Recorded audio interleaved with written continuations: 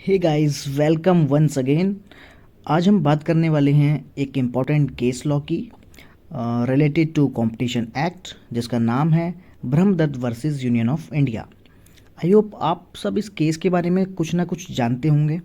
तो इस केस को हम जानते हैं अच्छे से, इसमें क्या हुआ था क्या नहीं हुआ था। तो चलिए शुरू करते हैं।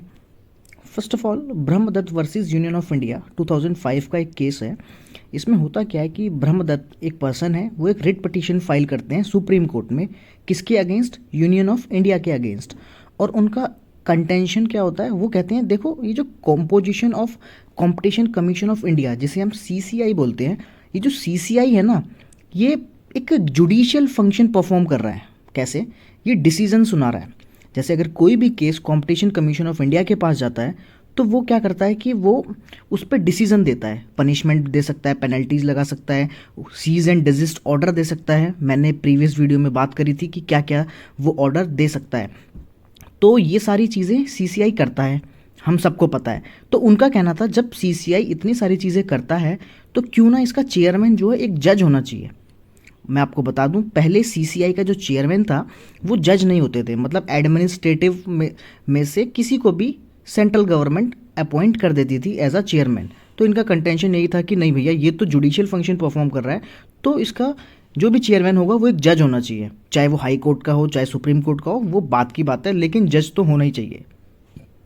नाउ हुआ क्या, फिर यूनियन ऑफ इंडिया ने रिप्लाई किया कि देखो, सीसीआई जो है ना एक रेगुलेटरी बॉडी है। मतलब रेगुलेटरी मतलब वो कंपटीशन को रेगुलेट कर रही है इंडिया की इकोनॉमिक मार्केट में, बिल्कुल हम सबको पता है। इसीलिए इसके लिए एक एक्सपर्टीज चाहिए जो मार्केट को समझ पाए, जो और भी चीज़ों से लिंक हो, ताकि वो हर चीज़ को रेगुलेट कर पाए। मतलब उनका सिर्फ सिंपल सा इतना ही कहना था कि ये रेगुलेटरी बॉडी है और इसमें एक एक्सपर्टीज़ चाहिए। ये जो वर्ड है ना एक्सपर्टीज़, ये थोड़ा सा इशू कर गया था कोर्ट में। कैसे? उन्होंने कहा भाई ये इसमें तो एक्सपर्टीज़ चाहिए जो कि जुडिशरी नहीं दे सकती। अब अच्छा, फिर सुप्रीम कोर्ट ने कहा अच्छा, तो आपका कहना ये है कि एक्सपर्टीज़ सिर्फ एडमिनिस्ट्रेटिव बॉडी से आ सकती है, जुडिशियल बॉडी से नहीं। तो बाद में हुआ क्या, इनका कहना हो गया, दोनों का कहना, ब्रह्मदत्त का contention and union of India का।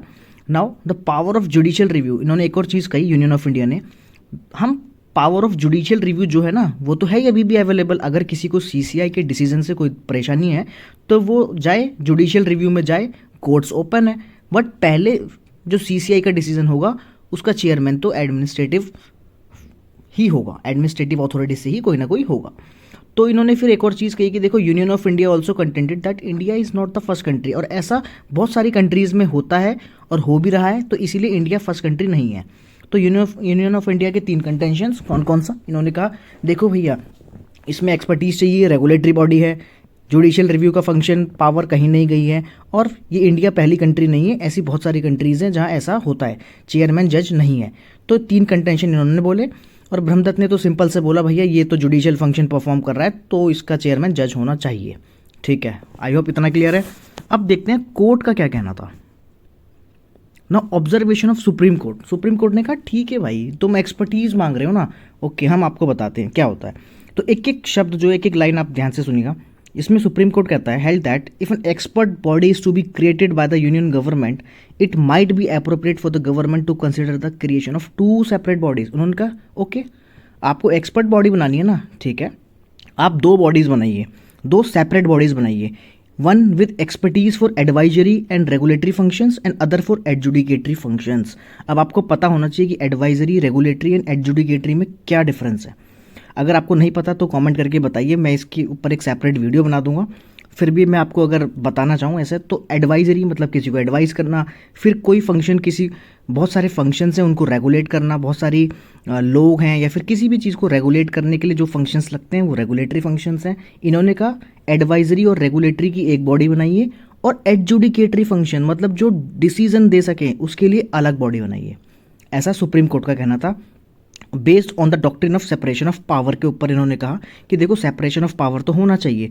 आप एडमिनिस्ट्रेटिव बॉडी में से कोई पर्सन को लाके चेयरमैन बनाते हो और वो जुडिशियल फंक्शन मतलब जुडिशियल डिसीजन देता है, तो ये गलत है। इसलिए आप दो बॉडी बना लो, कोई बात नहीं, एक्सपर्ट चाहिए, आप ही के पास एक्सपर्ट है, सुप्रीम कोर्ट में कोई एक्सपर्ट नहीं बैठा आपके हिसाब से, तो आप ऐसा कीजिए।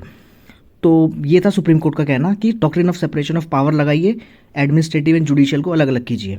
ठीक है, अब हुआ क्या, ये चीज़ें जैसी सामने आई, सुप्रीम कोर्ट ने जो ये कंटेंशन रखी, अब ये डिसीजन नहीं था, सिर्फ इतना बोला ही गया था। उसके meanwhile the pendency of the writ petition pending ही थी अभी भी। 2 additional counter affidavits were filed on the behalf of union of India.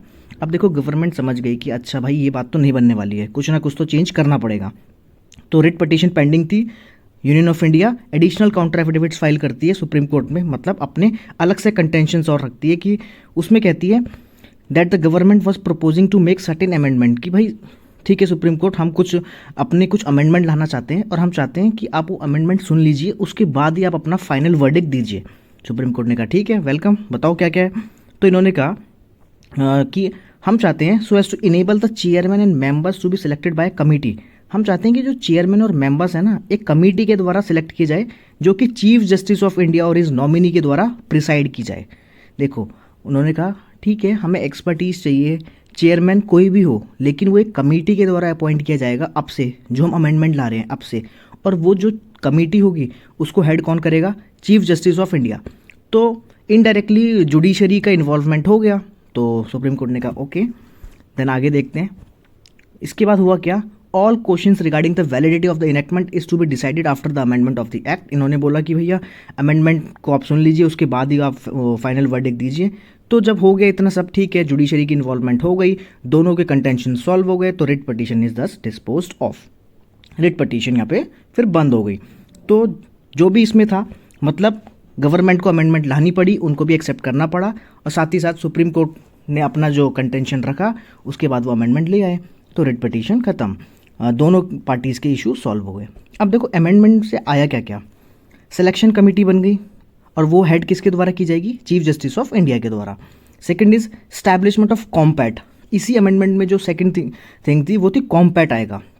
कॉम्पैट मतलब एडजुडिकेटरी फंक्शंस के लिए कॉम्पैट बनाया गया, कॉम्पिटिशन अपीलेट ट्रिब्यूनल, जो कि अब फिर से इसे रिप्लेस कर दिया गया एनक्लैट। एनक्लैट आपको पता है कंपनीज लॉ की अपीलेट बॉडी है, वही कॉम्पिटिशन लॉ की अपीलेट बॉडी भी है, पर जब इनिशियली ये आया था इस केस लॉ के बाद तो कॉम्पैट बना था, competition appellate tribunal.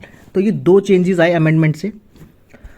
I hope आपको ये केस अच्छे से समझ में आ गया होगा। आप इसको शेयर कीजिए, लाइक कीजिए। Thank you so much, bye bye.